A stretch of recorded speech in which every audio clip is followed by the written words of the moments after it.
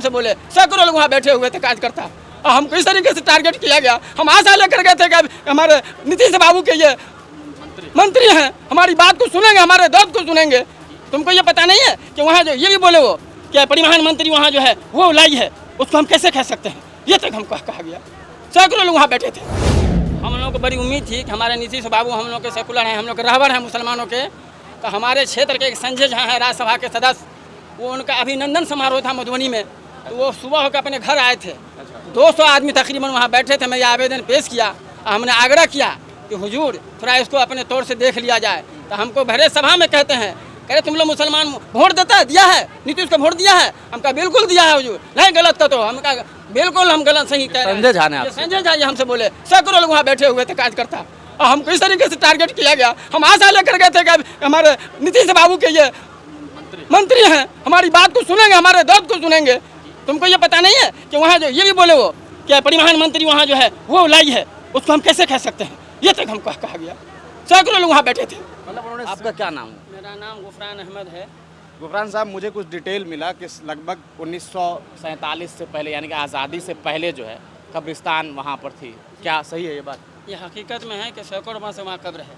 65 ईस्वी में अपर समाहर्ता महोदय दरभंगा के द्वारा एक फौजी के नाम से बंदोबस्त कर दिया गया था। तो हमारे गार्जियन लोग अब्दुल्ला पयामी जो एक्स विधायक थे उस समय, उन्होंने अपर समाहर्ता महोदय के यहाँ 66 में मुकदमा दर्ज की। वो अपर समाहर्ता महोदय खुद से चल कर आए वहाँ प्लॉट पर इंक्वायरी के लिए कि वहाँ दो समुदाय के बीच टकराव हो रहा था, बड़ी संगीन मामला था उस वक्त। जब वो कब्र देखे अपर समाहर्ता महोदय, कहने की नहीं वास्तविक के कब्र है, ये हमारे जानकारी में नहीं होने की वजह से मेरे द्वारा बंदोबस्त की गई थी, इसलिए मैं आज स्थल जांच किया है, वाकई कब्र पाया गया है।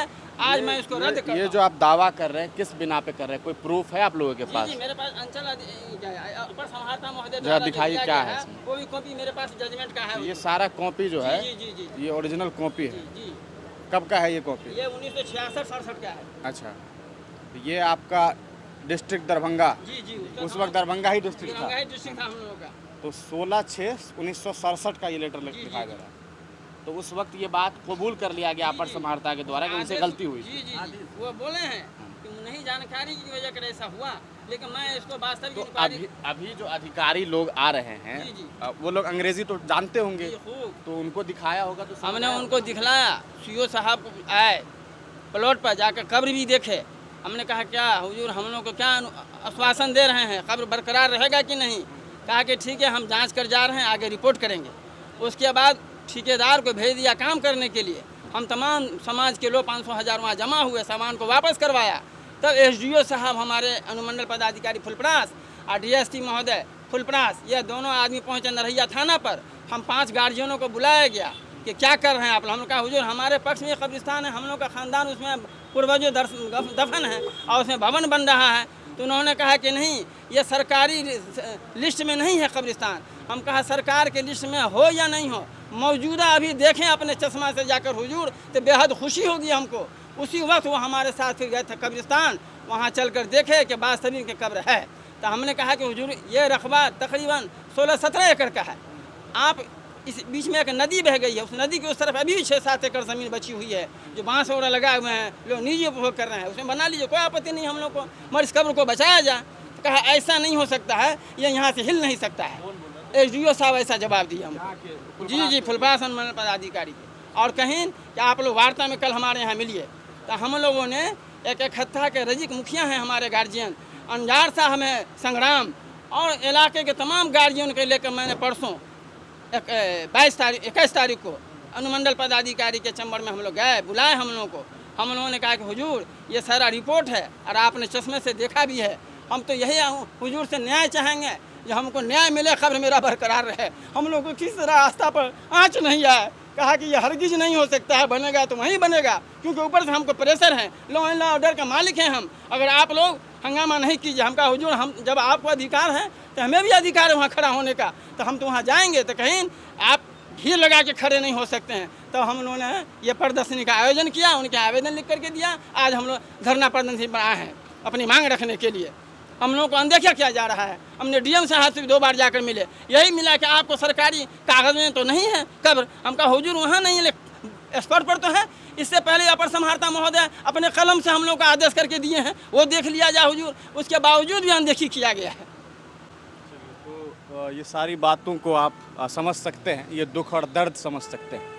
एक तरफ बिहार सरकार के जो मुखिया हैं नीतीश कुमार, वो अपने आप को सेकुलर नेता कहते हैं, अलग अलग मंचों से जा कर के ये कहते हैं कि हमने मुसलमानों के लिए ये किया वो किया, लेकिन वही मुखिया जी की मंत्री के द्वारा और उनके अलग अलग विभाग के बड़े बड़े पदाधिकारी और अधिकारियों के द्वारा इस तरह से लोगों को जलील किया जा रहा है।